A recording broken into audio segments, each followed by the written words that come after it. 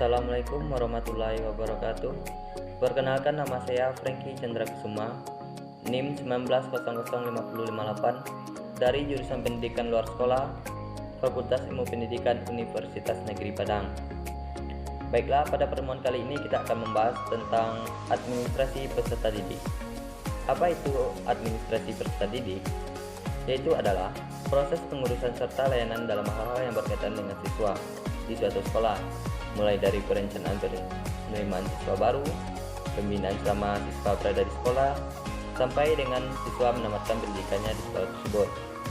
Administrasi peserta didik dilaksanakan melalui upaya menciptakan suasana yang kondusif untuk terjadinya proses belajar yang efektif dan efisien.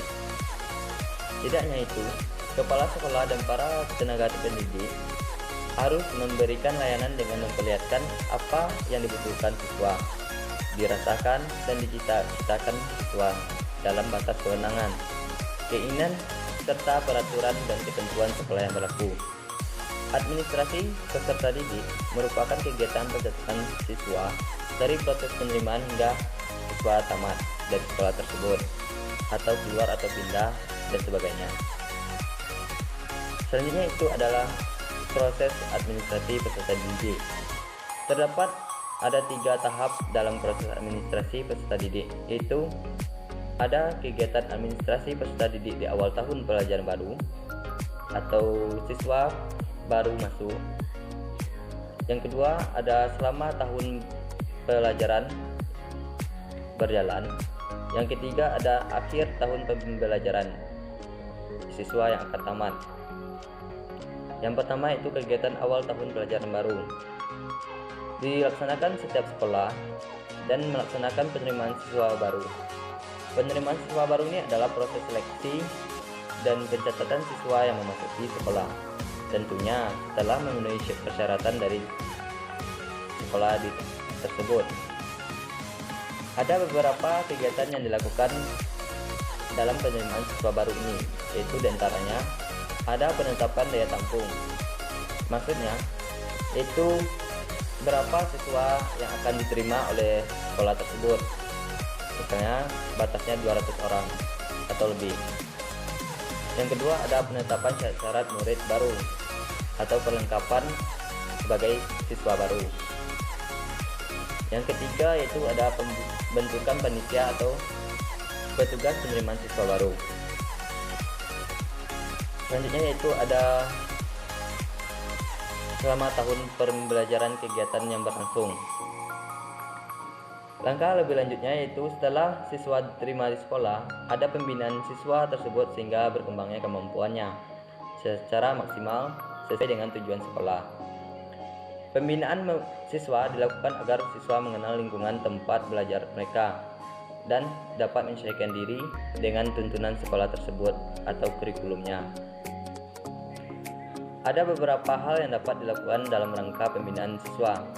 Yang pertama yaitu orientasi untuk siswa baru. Orientasi ini mencangkup kegiatan pada hari-hari pertama sekolah, yaitu MOS, dan pendekatan dan teknik yang digunakan.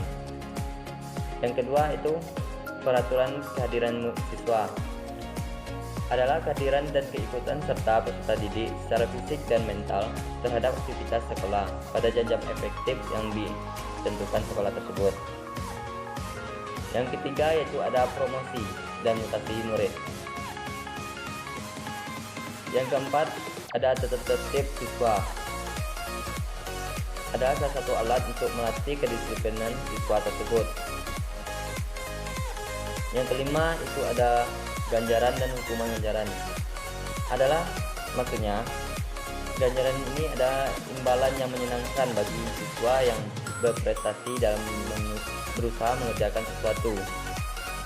Kalau hukuman, imbalannya adalah tidak menyenangkan yang harus diterima siswa akibat tingkah lakunya yang tidak sesuai dengan tempatnya.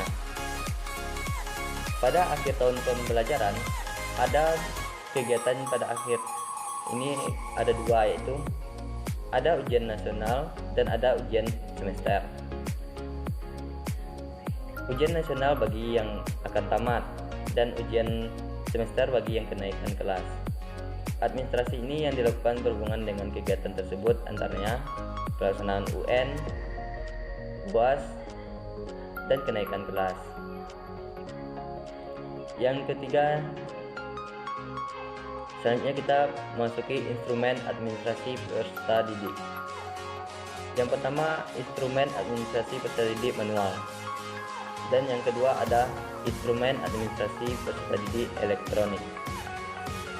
Instrumen ini ada dua catatan tentang data siswa yang dibedakan menjadi dua jenis, yaitu yang pertama catatan data siswa untuk sekolah yang meliputi buku induk, buku klaster, catatan tata tertib sekolah, yaitu kumpulan semua peraturannya bersifat umum dan khusus, dan ada yang dari pemerintah dan ada yang produk sekolah itu sendiri. Yang kedua yaitu ada catatan siswa untuk masing-masing kelas, yaitu buku kelas yang merupakan cuplikan dari buku induk, buku presensi kelas, buku catatan bimbingan dan konseling, dan ada buku prestasi murid yang meliputi buku daftar nilai dan buku ledger, buku rapor, dan buku mutasi. Untuk mempermudah dan memperlancar jalannya administrasi kesiswaan, maka perlu ditunjang oleh berbagai instrumen atau alat kelengkapan yang diperlukan.